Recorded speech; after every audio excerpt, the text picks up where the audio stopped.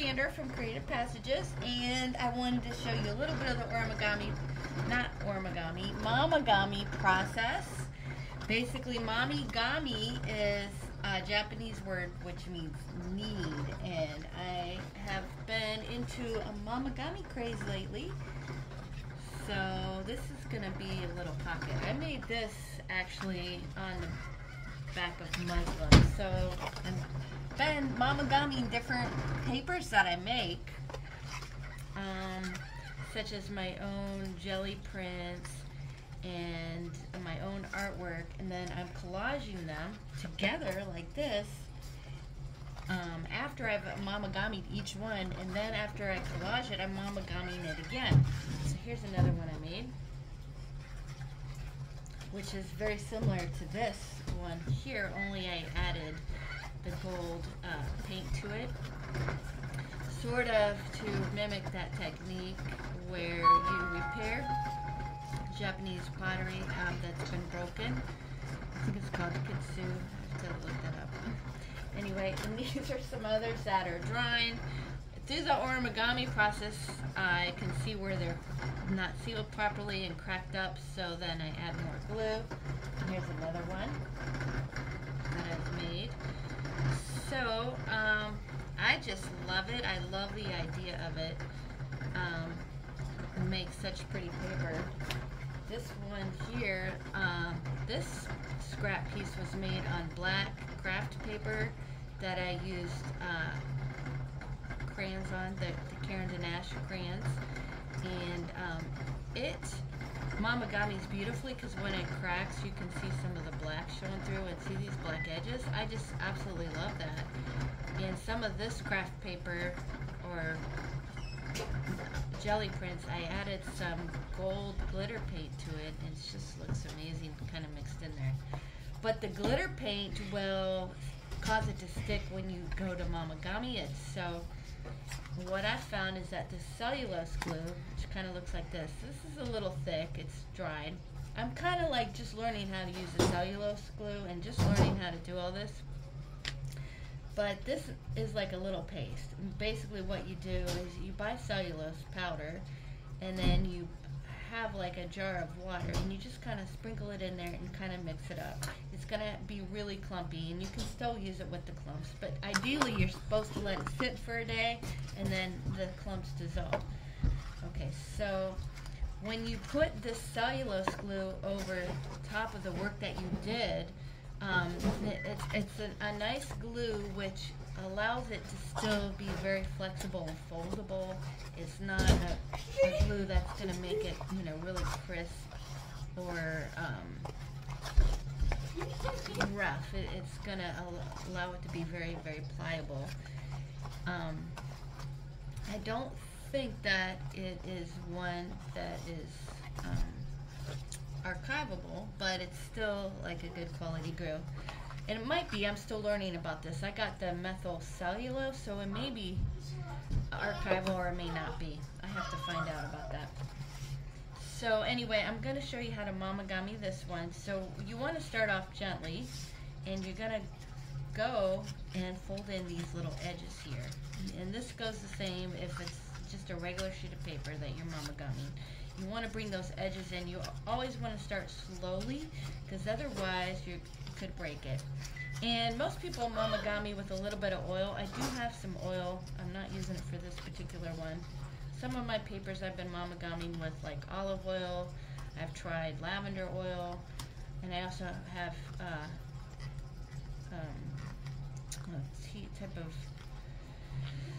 another type of oil. It's not a tea rose, I forget what it is. Anyway, so you fold that and you kind of scrunch it all up, then you unfold it. Okay.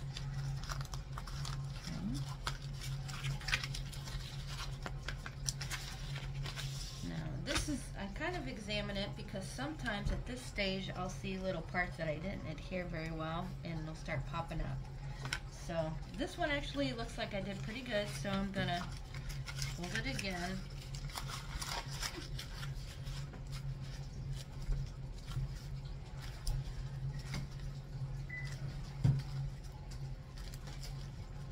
unfold it. So basically it's just a matter of folding and unfolding and scrunching, and you do this over and over again. This makes it more like a fabric. Of course, I've already momigamied each individual piece before I even did this, but this, sometimes I fold it this way, just fold it various directions.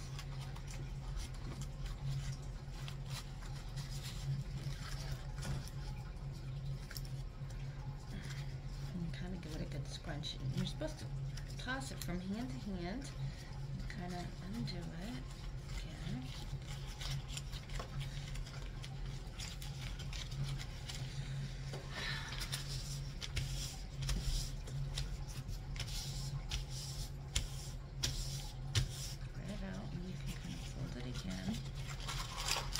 Once you get going, you don't have to worry about those edges so much or tearing, but when you first start out, you really have to be careful of that.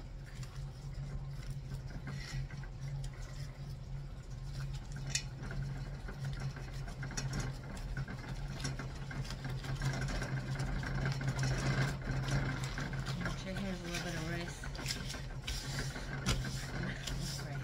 Mice rolling around in the background there. I'm with my granddaughter in the kitchen. I'm not in the kitchen. Dining room. Hello guys.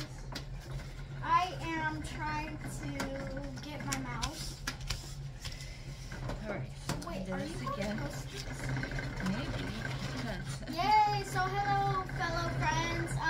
I'm here with my mouse. He's being annoying and he's ruining Grandma's video, but probably you'll make it work, right, Grandma?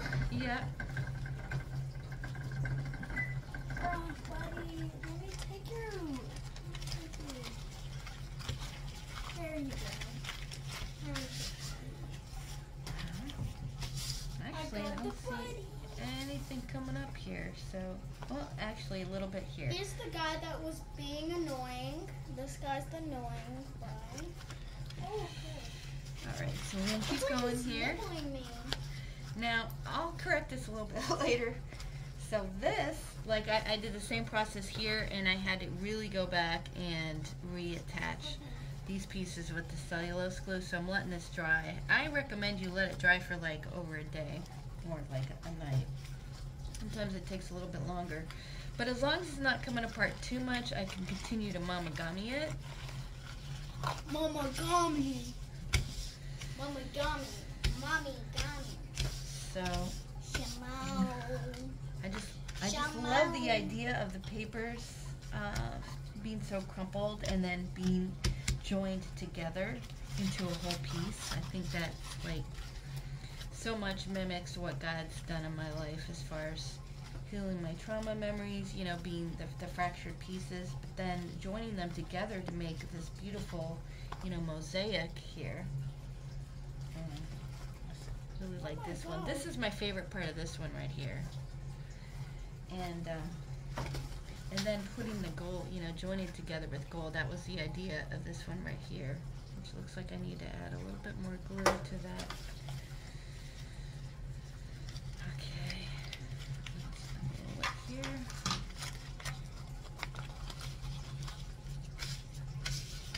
Make sure your mouse is comfortable in your hand.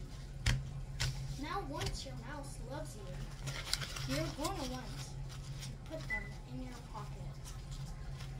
Slowly put them in the pocket. Alright, now done that enough times here. So now what I'm gonna do is How about do my cellulose glue on top of it. I like to just, well, normally you would want it thinner than this. This is a little too thick, but I find I can still use it. It's very forgiving glue. But one thing is you don't want it to be too thin, because then it gives you the illusion that it's going to work and nothing sticks. It'll seem like it's sticking, and then you'll find a bunch of loose stuff. So better to have it too thick than too thin. But like this, I can do it like a little paste with my fingers. And I can get all these little pieces here that have kind of unraveled. And I just picture like God like working on us just like this. You know, oh, well, we're going through a little process. process with you and some of your parts came a little unglued and you got a little ruffled there, but don't worry, I've got more glue to fix you all up and we're gonna get through this together. You're not alone. See, look at that part right there. A lot of it, see, this is where you find how well it's stuck. And I can go like this and put it in there. Oh. Yeah. Put that under there. So, and although I could use other types of glue for this, I just love how soft this glue is, you know? This fabric, well, it's like a fabric now. It's completely soft and, you know, pliable. It's not like if you put the, you know, other types of glue on it where it'd be hard and crunchy. So I kind of rub it in like that, and I look for any pieces that have popped up.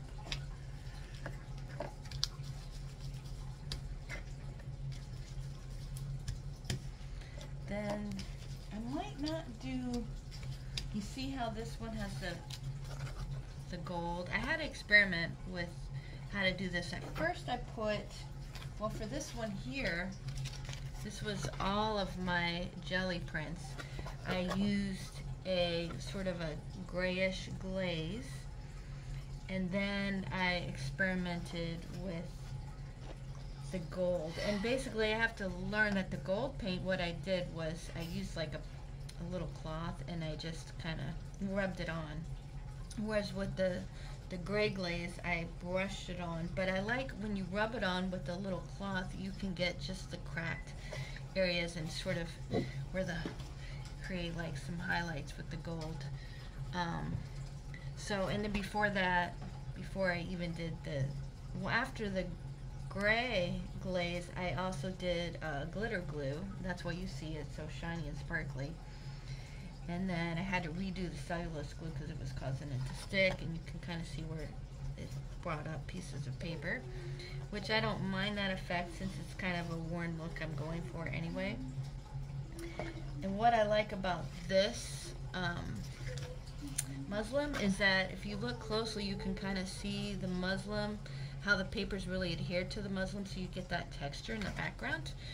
I made this to cut up into some tags and things like that, and to some bookmarks for my pages, but I found that I liked it so much and I actually like it like that, like with the muslin sticking out. So what I'm going to do is turn this into a double pocket in my journal.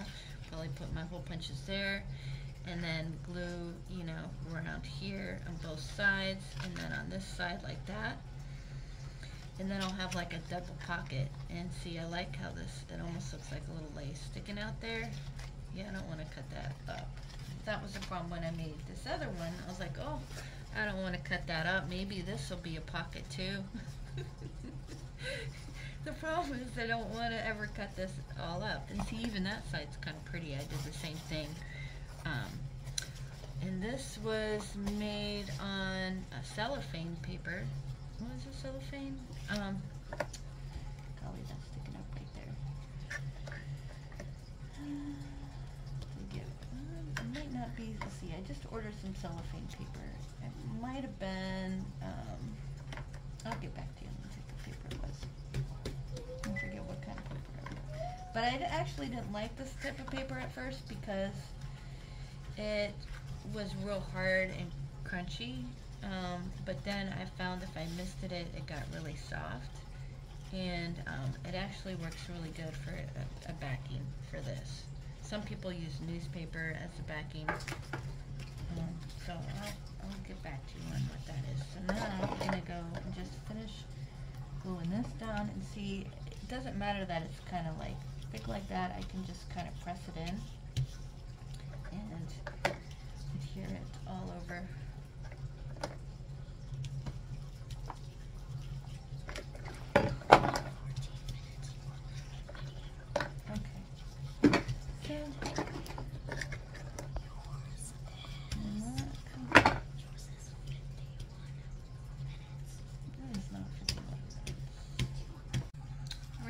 Show you these pieces. done, I put some gold diluted paint on here, and I kind of brushed it on. I had quite a lot of water, and then after that I used some pink like glitter paint. It has these little sparkles in it. So that is what I put on all of these right here. So there's that one. And this one. And this one. This one I actually Momigami with lavender oil. And I also tinted it with some peach colored Distress Oxide stamp pad. So I think I diluted it or changed the color a little too much. I was trying to kind of harmonize the colors, make them blend a little bit more, but that's too much. But it's a faded look. And then this, I'm not sure if they look better before or after. I guess it looks good both ways. I do love the sparkles and I do love the gold hint, and that is really the theme I'm going for, is how God kind of repairs us with his gold, and he makes all the broken pieces kind of fuse together, and he makes us whole again. He makes us beautiful, and then he has his little sparkles. Yeah. So out of these, my favorite one is it's tough. So it's definitely not this one. It's either this one or this one. I really like this part of it right here. So this one's kind of more purplish looking. Anyway, I also want to show you something else I've been working on. This right here, hopefully you can see it.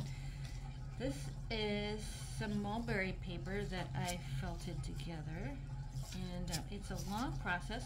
This probably took about 5 hours to do.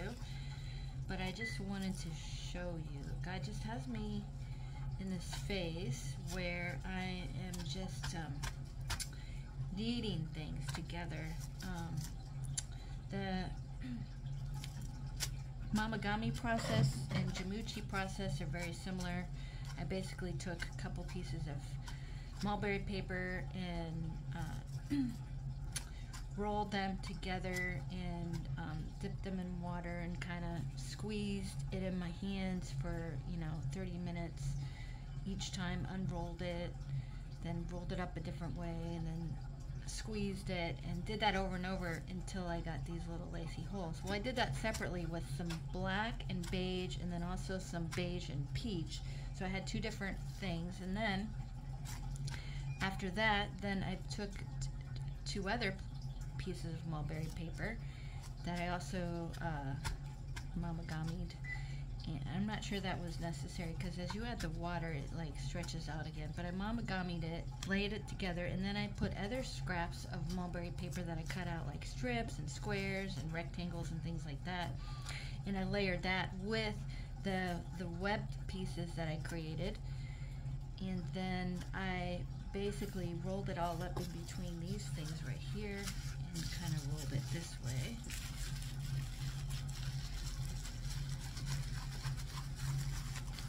And then I would squish it out, squeeze all the water out. You dip it in water periodically, get it all wet, and then you squeeze all the water out like this, and then you unroll it. Then you want to go the opposite direction. So if you do it between these things, when you first do it, the pieces aren't fused together, and so they could likely move, which is why you're doing it in this type of paper right here, the bubble wrap. So you go like this, okay, squeeze all the water, all this water is pretty much squeezed out, and then you kind of unravel it, then you can turn it a different direction. Usually I would stretch it out first, stretch it out like this, put it down, roll it up again.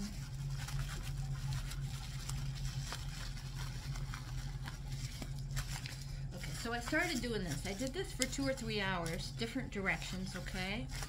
Then after I get all done with it, and they were mostly fused together, then I just started doing it this way.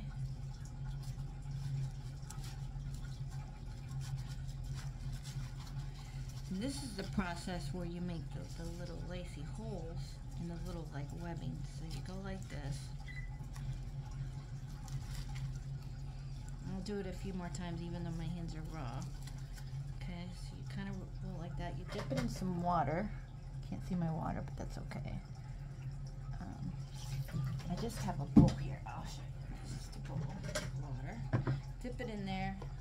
Squeeze it out. And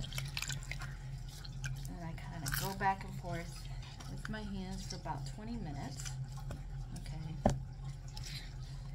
Like I said, before you even get this far, well, you could do this with two pieces of mulberry paper if you want to get the initial webbing. But if you're trying to create a design like what I did, it's got to be fused together before you do this, or it's going to unravel. So back and forth, you squeeze it. For maybe about 20 minutes. So this is actually going to wear on the edges and create these little holes. Which, if you don't want the holes, then you don't want to do it this way. This way creates the holes. So I didn't start off doing it this way. I used the bubble wrap so I wouldn't have holes, but it started to rip anyway. And I thought, you know what? It looks kind of cool. Why don't we just go with that? We'll just create more little holes, and I like the web-like structure of it.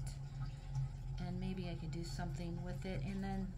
You know, I got really tired of doing this because this requires a lot of patience, so it's not for the faint of heart, it's not for the impatient, and so you have to be very careful when you unroll it here. And like if it's not properly fused, when you go to do this, they're going to stick together and you're going to lose pieces. So I actually did lose part of my design, and it kind of formed its own design. I wasn't fusing. Right, some of the parts were really hard for it to stick. So what I did is I soaked this overnight in a little square-like dish, and I put just enough water in it to get the pieces to stick. If I put too much water, I noticed some pieces starting to float off. So anyway, so I kind of let it sit with just enough water to cover the whole thing so it could maybe start fusing, and then I reworked it again. So far today, like maybe 3 hours. It's probably 5 hours or 6 hours total I've been working on this. Anyway, I just wanted to show you. So you would just roll it again, do it the opposite direction, squeeze it. You do that a bunch of times, and then it creates these little holes and these little webs that you see here. It creates that technique. All right. See ya.